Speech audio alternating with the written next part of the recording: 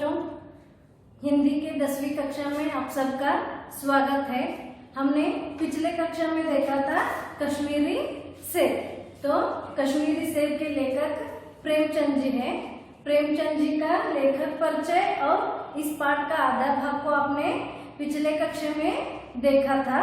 तो मैं और एक बार आपको अभी बताना चाहूंगी कि कश्मीरी सेब के लेखक हैं प्रेमचंद जी, और प्रेमचंद जी का जन्म 31 जुलाई 1880 को वाराणसी के पास एक छोटे से लम्ही नामक गांव में इनका जन्म हुआ था। और इनका जो बचपन का नाम था वो धनपत राय, और ये मातृ प्रेम से वंचित थे और इनका जीवन गरीबी में बीता था।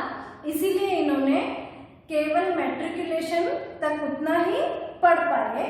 और इनके प्रमुख रचनाएं भी मैं आपको बताई थी, और एक बार इसीलिए आपको मैं बता रही हूँ इस कक्षा में भी, क्योंकि यह पाठ और इस पाठ के लेखक परिचय आपके 10वीं कक्षा के परीक्षा में जरूर प्रश्न आएगा कि इस पाठ के लेखक जी कौन है, प्रेमचंद जी का जन्म कब हुआ, कहाँ हुआ, और प्रेमचंद जी का वास्तव नाम क्या था, और प्रेमचंद जी के किसी 2 या 4 प्रमुख रचनाएं लिखिए।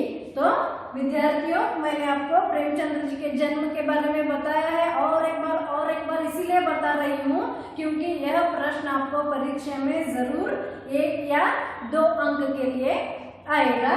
तो प्रेमचंद जी का जन्म और एक बार बता रही हूँ 31 जुलाई 1880 को वाराणसी के पास लम्ही नामक एक छोटे से गांव में हुआ था, और इनके वास्तव का नाम था धनपत राय, और ये मातृ प्रेम से वंचित थे। और इनके प्रमुख रचनाएं हैं कि गोदन, सेवा सदन, गबन, कर्मभूमि, निर्मला, यह इनके प्रमुख रचनाएं हैं। और प्रेमचंद जी के प्रमुख कहानियां, और आपको प्रश्न ये भी आएगा कि प्रेमचंद जी के प्रमुख कहानियां लिखे या किन्हीं 2 कहानियां लिखे अनुरूपता में, या 1 अंक के प्रश्न के लिए यह आएगा। और ऐसा भी आएगा कि भगवती चरण वर्मा जी का एक रचना पूछकर अनुरूपता में प्रेमचंद जी का रचना पूछकर आपको रिक्त स्थान भरने के लिए भी कह सकते हैं। तो प्रेमचंद जी के प्रमुख रचनाएं हैं गोदन, गबन,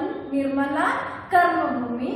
और प्रेमचंद जी के प्रमुख कहानियां हैं कि पंच परमेश्वर, नमक का दरोगा और बड़े घर की बेटी, यह है प्रेमचंद जी के प्रमुख कहानियां। और प्रेमचंद जी की सभी कहानियां मानस सरोवर से संकलित है। प्रेमचंद जी के कहानियां किस नाम से संकलित है, यह प्रश्न भी जरूर आ सकता है। प्रेमचंद जी की कहानियां मानस सरोवर नाम से संकलित है। तो इतना है प्रेमचंद जी का लेखक परिचय में, और एक बार पुनरावलोकन कर रही हूँ इसीलिए कि यह परीक्षा के लिए बहुत जरूरी है। तो विद्यार्थियों, आपने कश्मीर सेब के आधे पाठ को अपने पिछले कक्षा में देखा है। कश्मीरी सेब लेखक जी यहाँ पर अपना अनुभव बताते हुए सभी पाठकों को और सभी छात्रों को यह सावधान कर रहे हैं, सचेत कर रहे हैं कि खरीदारी करते समय हम सावधानी से बरते, नहीं तो हम धोखा खा सकता है। यह है इस पाठ का आशय। और इस पाठ के बारे में लेखक अपने अनुभव बताए थे, यह भी मैंने आपको पिछली कक्षा में बताया। लेखक जी चौक में गए थे, बाजार में गए थे, तो उनकी नजर कश्मीरी सेब पर पड़ी। फिर लेखक ने यह सोचा प्रेमचंद जी की इस आजकल के समाज में क्या हो गई है, विटामिन और प्रोटीन के बारे में सोचने की प्रवृत्ति बढ़ती जा रही है, तो इनके नजर सेब पर पड़ी। तो फिर इन्होंने दुकान में जाकर देखा, तो उस दुकानदार ने कहा कि बाबूजी बहुत अच्छे सेब आए हैं, खास करके कश्मीर से आए हैं और बहुत रंगदार भी है, अगर आप यह सेब खाएंगे तो आपकी तबीयत खुश हो जाएगी। और लेखक जी ने यह सब सुनकर दुकानदार को कहने लगे कि मुझे आधा सेब देना। तो उस दुकान वाला अपने नौकर को बुलाकर कहने लगा कि अंदर जाकर लेखक जी को क्या करना, आधा सेब ले आना कहने लगा। तो नौकर अंदर से सेब लेकर आया। लेखक जी तराजू में डालकर, तराजू मतलब तोलने की एक वस्तु है, उसमें डालकर, हम कन्नड़ में से तकड़ी भी कहते हैं, उसमें उन्होंने डालकर आधा सेब उनके पास दिया। तो लेखक जी ने अपना रुमाल निकालकर वहां पर वो दुकानदार के आगे रख दिया। तो दुकानदार उस रुमाल में डालकर, लिफाफे में डालकर दिया। लेखक जी उसे 4 आने दिए। फिर लेखक जी जयों के तयों वैसे ही सेब लाकर अपने घर में रखे। और लेखक ने यह सोचने लगे कि सेब खाने का कायदा रात में तो नहीं है, ऐसा किधर मैंने पढ़ा तो नहीं है। इसीलिए लेखक जी सोचने लगे कि मैं प्रातः काल में उठकर सेब खाऊंगा, कल सुबह नाश्ता के लिए सेब ही खाऊंगा। ऐसा सोचकर लेखक जी सो गए। अगले दिन लेखक उठकर मुंह हाथ धोकर फिर नाश्ता करने के लिए एक सेब ऊपर निकाले। तो पहला सेब निकाले तो पहले सेब में लेखक जी काटने के लिए गए। तो वहां पर 1 रुपए आकार में वह क्या हो गया था, सेब गल गया था 1 रुपए के आकार में। फिर लेखक जी यह सोचे वह सेब देखकर कि शायद मैंने शाम में या रात में इस सेब को लाया हूँ तो दुकानदार ने गलती से दिया होगा, दुकानदार को नहीं दिखा होगा। ऐसा सोचकर लेखक जी दूसरा सेब निकाले। फिर वह भी क्या हुआ था, आधा सड़ा हुआ था। फिर लेखक जी को संदेह आया कि दुकानदार ने जानबूझकर मुझे ऐसे सेब दिया है, फिर यहाँ पर मुझे दुकानदार ने धोखा दिया है। यह सोच कर लेखक जी तीसरा सेब निकाले। तीसरा सेब भी क्या हुआ था, एक तरफ बिल्कुल पिचक गया था। वह तो सड़ा नहीं था लेकिन एक तरफ पिचक गया था। फिर लेखक जी को पूरी तरह से संदेह हो गया। फिर उन्होंने चौथा सेब निकाला। चौथा सेब निकालने पर लेखक जी को उस सेब में बेदाग क्या हो गए थे, दाग मिलने लगे। जैसे कि बोरों में रहते हैं वैसे काले काले सुराख उसमें थे। फिर लेखक ने यह सोचा कि यह दुकानदार ने मुझे धोखा दिया है। फिर लेखक जी को बहुत निराश हो गया। लेखक जी सोचने लगे कि इस समाज में ऐसे भी लोग होते हैं, मुझे मेरे पैसों का बिल्कुल भी क्या नहीं है, फिक्र नहीं है। लेकिन लेखक जी यह सोचने लगे कि इसने जानबूझकर मेरा साथ ऐसा धोखेबाजी का व्यवहार किया है। ऐसा लेखक जी सोचने लगे और यह भी सोचे कि ये आदमी क्षमा के भी लायक नहीं है, क्योंकि ये 1 सेब या 2 सेब ऐसे देता था तो कुछ उसे क्षमा कर सकते थे, लेकिन पूरे के पूरे 4 सेब उसने धोखेबाजी से सड़े हुए सेब दिया था। तो लेखक को बहुत अफसोस हो गया। लेखक ने फिर यह सोचा कि इसमें मेरा भी सहयोग है, इसमें मेरा भी जरूर सहयोग है, क्योंकि मैंने उस आदमी के ऊपर अंधविश्वास कर दिया।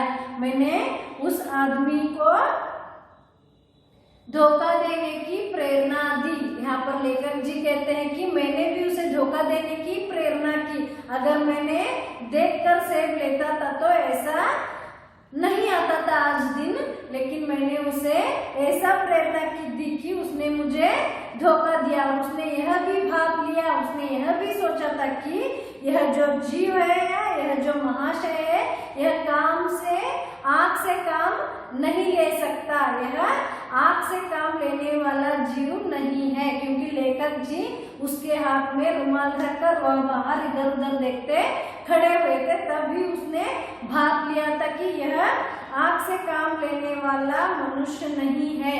फिर उसने यह सोचकर लेखक के साथ धोखेबाजी की। फिर उसने यह भी सोचा था कि अगर यह घर जाकर भी वापस नहीं आ सकता, यह व्यक्ति घर जाकर वापस फिर मुझे लौटकर यह सेब देने नहीं आता, यह सब सोच कर ही उसने लेखक जी को धोखा दिया था। फिर लेखक जी ने यह बिल्कुल तरह से यहाँ पर धोखा खा चुके थे और उनको बहुत निराशा हो गया। उन्होंने सोचने लगे कि इस समाज में ऐसे भी व्यक्ति होते हैं। ऐसा सोचकर लेखक ने अपने अनुभव यहाँ पर रखने लगे और कहने लगे कि हम जैसे कर्मचारी, हम जैसे बहुओं अगर कचहरी में, म्युनिसिपैलिटी में या पुलिस थाना में गए तो क्या करते हैं, वहाँ बड़ी सी बड़ी हमें हानि उठाकर हम लौट कर आना पड़ता है। अभी उन्होंने सोच लिया।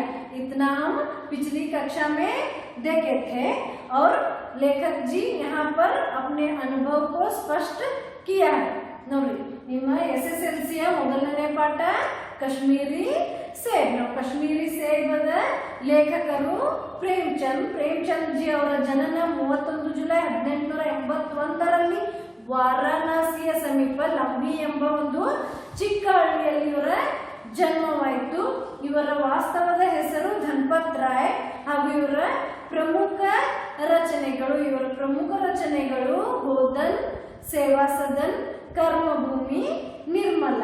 ನಿಮಗೆ SSLCಯಲ್ಲಿ 1 ರಿಂದ 2 ಅಂಕದ ಪ್ರಶ್ನೆಗಳಿಗಾಗಿ ಈ ಪ್ರಶ್ನೆ ಕೇಳ್ತಾರೆ. ಲೇಖಕರವರ ಜನನ ಎಲ್ಲಿ ಹಾಗೂ ಯಾವಾಗ ಆಯಿತು ಹಾಗೂ ಲೇಖಕರ ಪ್ರಮುಖ ರಚನೆಗಳು ಬರೆಯಿರಿ. लेखक जी के प्रमुख प्रेमचंद्र जी के प्रमुख रचना लिखे अंದಾಗ ನಿರ್ಮಲ, ಕರ್ಮಭೂಮಿ, ಸೇವಾ ಸದನ್, ಗಬನ್ ಇವು ಇವರ ಪ್ರಮುಖ ರಚನೆಗಳು ಹಾಗೂ ಇವರ ಪ್ರಮುಖ ಕಥೆಗಳು ಬಡೆ ಘರ್ ಕಿ ಬೇಟಿ और नमक का दरोगा, पंच परमेश्वर ಮುಂತಾದವುಗಳು ಇವು ಇವರ ಪ್ರಮುಖ ಕಥೆಗಳು. ಅಂತಿಮವಾಗಿ ಇವರ ಕಥೆಗಳು ಮಾನಸ್ ಸರೋವರ ಎಂಬ ಹೆಸರಿನಿಂದ ಸಂಕಲಿತಗೊಂಡಿವೆ.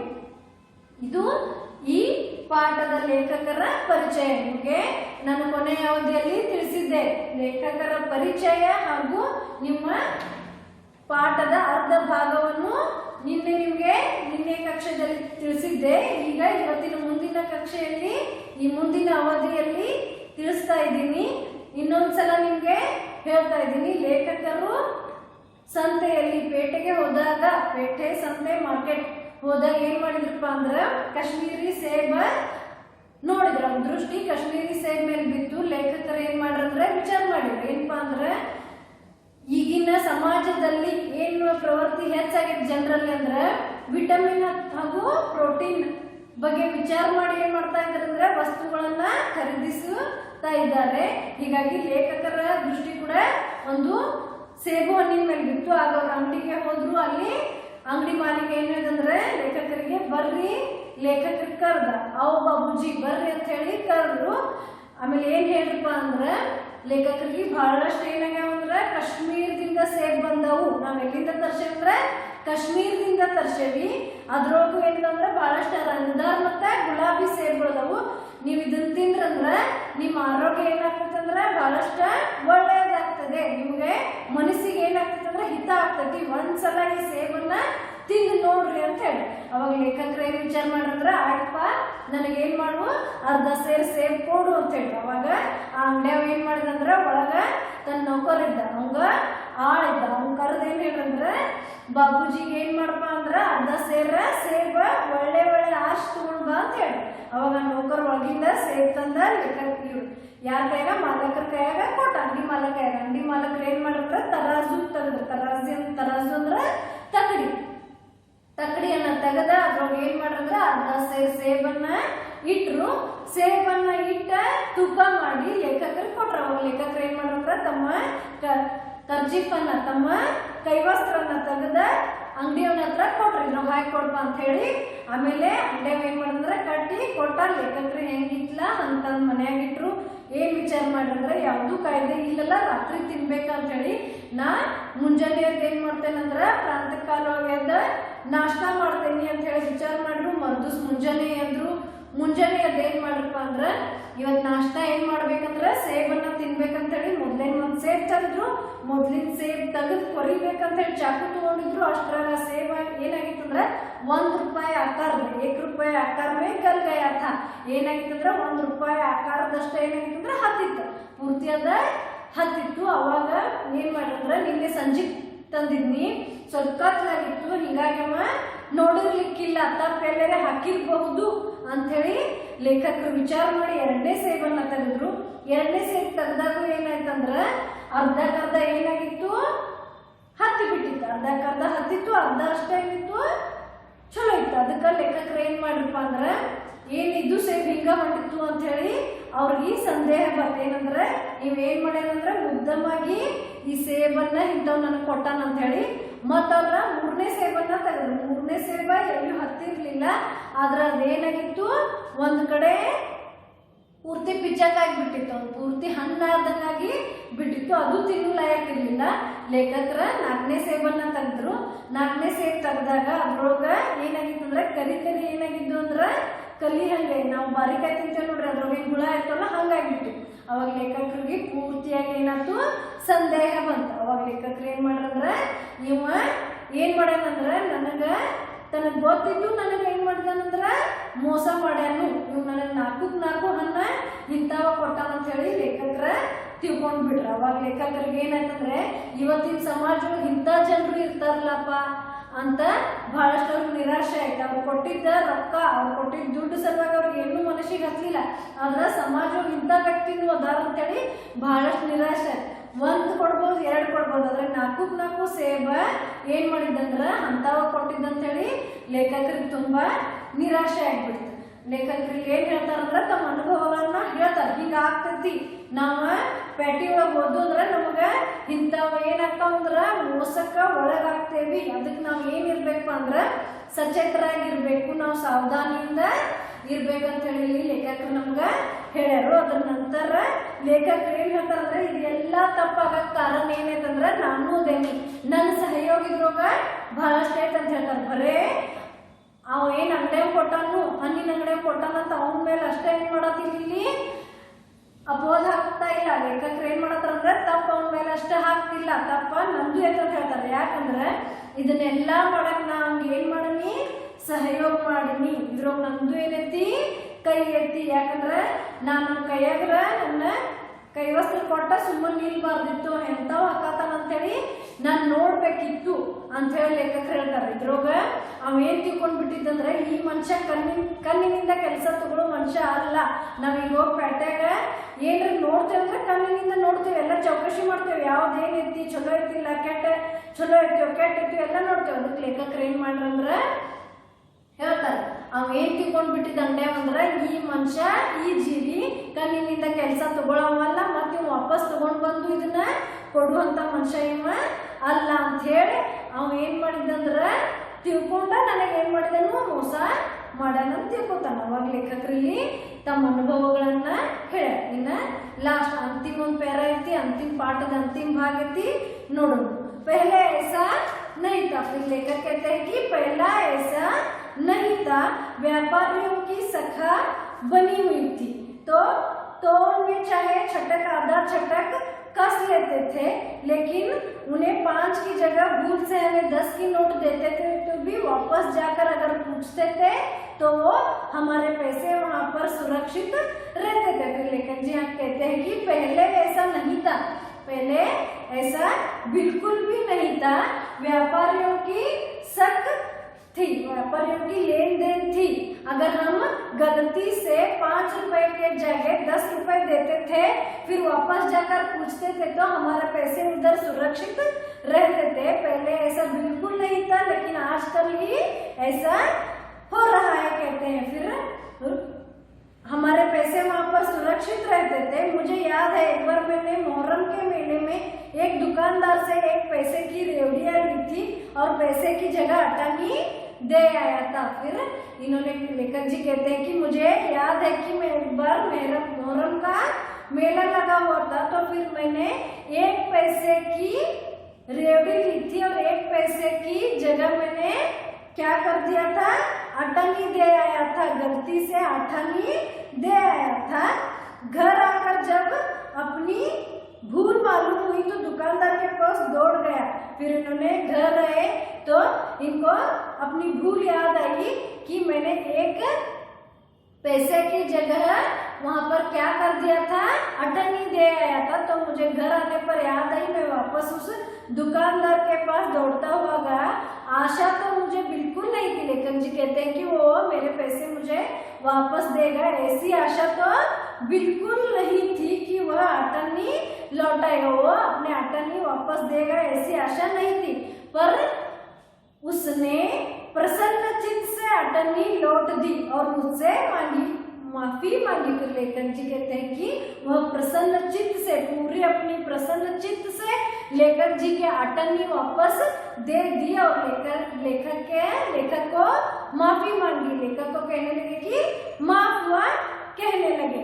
यहाँ कश्मीरी सेब के नाम से सड़े हुए सेब बेचे जाते हैं, लेकिन आजकल के समाज में क्या कर रहे हैं, कश्मीरी नाम के सेब से सड़े हुए सेब क्या कर रहे हैं, बेचे जा रहे हैं। मुझे आशा है पाठक बाजार में जाकर मेरी तरह आंखें ना बंद कर लिया करेंगे, नहीं तो उन्हें भी कश्मीर से मिलेगी। लेखक जी कहते हैं कि पहले जमाने में ऐसा बिल्कुल नहीं था, वहां पर व्यापारों का लेन देन रहता था। पहले जमाने में बहुत सारे व्यापारों का लेन देन होता था और तब लेखक जी अपना एक अनुभव कहते हैं कि मोहर्रम के मेले में इन्होंने मिठाई 1 पैसे देकर मिठाई पूछी थी, तो उन्होंने 1 पैसे के बदल उन्होंने अपनी अठन्नी वहां पर दे आए थे। घर में आकर देखा तो अपनी भूल उनको याद आई, फिर उन्होंने दौड़ते दौड़ते हुए वहां पर गए तो उस दुकानदार ने प्रसन्न चित्त से इनकी अटन्नी वापस दी थी और साथ में माफी भी मांगी थी। लेखक जी कहते हैं कि पहले ऐसा नहीं था, जब हम भूल से भी अपने पैसे छोड़ के आते थे तो हमारे पैसे उस व्यापारी पास क्या करते थे, सुरक्षित रहते थे। लेकिन आजकल के इस समाज में, आजकल के इस धोखेबाजी समाज में क्या हो रहा है, कश्मीर के नाम से सड़े हुए सेब क्या कर रहे हैं, बेच रहे हैं। इसीलिए लेखक कहते हैं कि आप भी मेरी तरह धोखा ना खाए, नहीं तो आपको भी क्या कर मिलेंगे, कश्मीरी से भी मिलेंगे। यह है इस पाठ का अर्थ। ನೋಡಿ, ಈ ಪಾಠದ ಅಂತಿಮ ಭಾಗದಲ್ಲಿ ಲೇಖಕರು ಏನ್ ಹೇಳ್ಯಾರಪ್ಪ ಅಂದ್ರೆ, ಮೊದಲಿನ ಕಾಲೊಳಗ ಅಥವಾ ನಾವು ಚಿಕ್ಕವರಿದ್ದಾಗ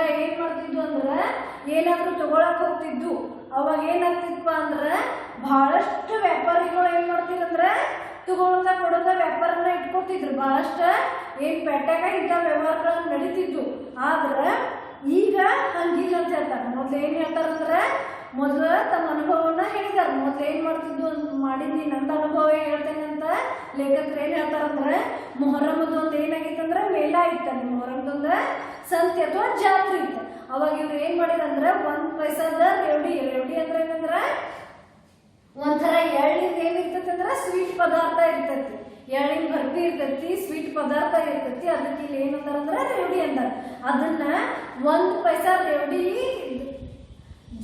ಬದಲಾಗಿ ನಾನು ಏನ್ ಮಾಡಿದ್ದೆ ಅಂದ್ರೆ 8 ಆನೆ, 8 ಆನೆ ಅಂದ್ರೆ 8 ಆನೆ, 8 ಆನೆ ಏನ್ ಮಾಡಿದ್ರು 8 ಆನೆ ಕೊಟ್ಟು ಬಂದಿದ್ರು. ಮನೀಗ ಬಂದು ಅವ್ರಿಗೆ ಏನಂತಂದ್ರೆ ನೆನಪು ಬಂತು, ಏನಪ್ಪ ನಾ ಬಹಳಷ್ಟು ರೊಕ್ಕ ಅಲ್ಲೇ 8 ಆನೆ ಕೊಟ್ಟನೆಲ್ಲ, 1 ಪೈಸೆ ಕೊಡೋದ್ರ ಬದ್ಲಿ ಅಂತ ಹೇಳಿ. ಅವಾಗ ಅವ್ರ ಓಡ್ತಾ ಏನ್ ಹೋದ್ರಂದ್ರೆ ಅಂಗಡಿಗೆ ಹೋದ್ರು. ಅಂಗಡಿಗೆ ಹೋದಾಗ ಅಲ್ಲಿ ಏನಾತಂದ್ರೆ ಗೊತ್ತಾಯ್ತವ್ರಿ, ಅವ್ರು ಹೋಗಿ ಕೇಳಿರಿ, ನಾ ಏನ್ ಮಾಡೀನಿ ಅಂದ್ರೆ 8 ಆನೆ ಕೊಟ್ಟು ಹೋಗೇನ್ರಿ. ಆಮೇಲೆ ಕೇಳಿರಿ, ಅವ್ರಿಗೆ ಆಶಾ ಇಲ್ಲಾಗಿತ್ತು ಅವ್ನು ವಾಪಸ್ ಕೊಡ್ತಾನಂತ. ಆದ್ರ ಅಂಗಡಿಯಾಗ ಏನಂದ್ರೆ ಅತಿ ಪ್ರಸನ್ನ ಚಿತ್ತದಿಂದ ಏನ್ ಮಾಡಿದಂದ್ರೆ 8 ಆನೆಯನ್ನ ವಾಪಸ್ ಕೊಡೋದ್ರ ಜೊತೆ ಲೇಖಕರಿಗೆ ಏನ್ ಮಾಡಿದಂದ್ರೆ ಕ್ಷಮೆ ಕೇಳಿ. ಮೊದ್ಲಿನ ಜನರ ಹೀಗಿರ್ತಿದ್ರು, ಆದ್ರೆ ಈಗ ಏನ್ ಮಾಡತ್ತಾರಂದ್ರೆ ಜನರ ಬಹಳಷ್ಟು ಬದಲಾಗಿ ಬಿಟ್ಟಿದ್ದಾರು ಅಂತ ಹೇಳ್ತಾರೆ. ತಮ್ಮ ಅನುಭವಗಳನ್ನ ಹೇಳ್ಯಾರ. ಮೊದ್ಲು ಹಿಂಗ ಆಗಿರ್ಲಿಲ್ಲ, ಆದ್ರೆ ಹಿಂಗ ಆಗತೈತಿ. ಅದಕ್ಕೆ ನಿಮಗೆ ಎಲ್ಲಾ ಪಾಠಕಗಳಿಗೆ, ವಿದ್ಯಾರ್ಥಿಗಳಿಗೆ ಇಲ್ಲಿ ಒಂದೇನ್ ಲೇಖಕರು ಹೇಳಕ್ ಇಷ್ಟಪಡ್ತಾರಂದ್ರ, ನೀವು ಮಾರ್ಕೆಟ್ಗೆ ಹೋದ್ರಂದ್ರ ನನ್ನ ಹಂಗ ಏನ್ ಮಾಡ್ಬೇಡ್ರಿ, ಧೋಕಾ ತಿನ್ಬೇಡ್ರಿ. ನಾ ಏನ್ ಮಾಡಿದ್ರೆ ನನ್ನ ಕಣ್ಣಿನಿಂದ ಕೆಲಸ ತಗೊಳ್ಳಿಲ್ಲ, ಅದಕ್ಕಾಗಿ ನೀವು ಹಂಗ ಮಾಡಿರಂದ್ರ ನಿಮ್ಗೂ ಏನ್ ಸಿಗ್ತಾವು, ನನ್ನಂತವ ಕಶ್ಮೀರಿ ಸೇಬ್ ಸಿಗ್ತಾವು, ನಿಮಗೂ ನನ್ನಂತವು ಕಶ್ಮೀರಿ ಸೇಬು ಸಿಗ್ತಾವು. ಅದಕ್ಕೆ ಈ ಪಾಠ ಒಳಗೆ ಲೇಖಕರು ಏನ್ ಹೇಳಿದಾರಪ್ಪ ಟೋಟಲಿ ಅಂದ್ರೆ, ಈ ಪಾಠ ಒಳಗೆ ಏನಾಗ್ತೈತೆ ಅಂದ್ರೆ, ನಾವು ಎಲ್ಲೂ ಮಾರ್ಕೆಟ್ನಾಗ ಹೋದ್ರೆ ಸಾವಧಾನದಿಂದ ಇರಬೇಕು. ಇಲ್ಲತ್ತಂದ್ರೆ ನಾವ್ ಏನ್ ಮಾಡ್ಬೇಕಾಗ್ತೈತಂದ್ರೆ ಮೋಸಕ್ಕೆ ಒಳಗಾಗ್ತೇವೆ ಅಂತೇಳಿ ಈ ಪಾಠದ ಆಶಯದ ಮೂಲಕ ಲೇಖಕರು ಈ ಪಾಠದಲ್ಲಿ ತಮ್ಮ ಅನುಭವಗಳನ್ನು ನಮ್ಮ ಮುಂದೆ ಏನ್ ಮಾಡ್ಯಾರು, ಹಂಚ್ಕೊಂಡರು. ಏನಾಗೈತಂದ್ರ ನಿಮ್ಮ ಪಾಠದ ಆಶಯವಾಗಿದೆ. ನಿಮ್ ತಿಳ್ಕೊಂಡೇನಿ, 2 ಸಲ ರಿವಿಷನ್ ಮಾಡಿದ್ದೈತಿ. ಇಲ್ಲಿ ಲೇಖಕರ ಪರಿಚಯ ಬಹಳಷ್ಟು ಇಂಪಾರ್ಟೆಂಟ್ ಐತ್ರಿ, ಮಹತ್ವದಾಗೈತಿ.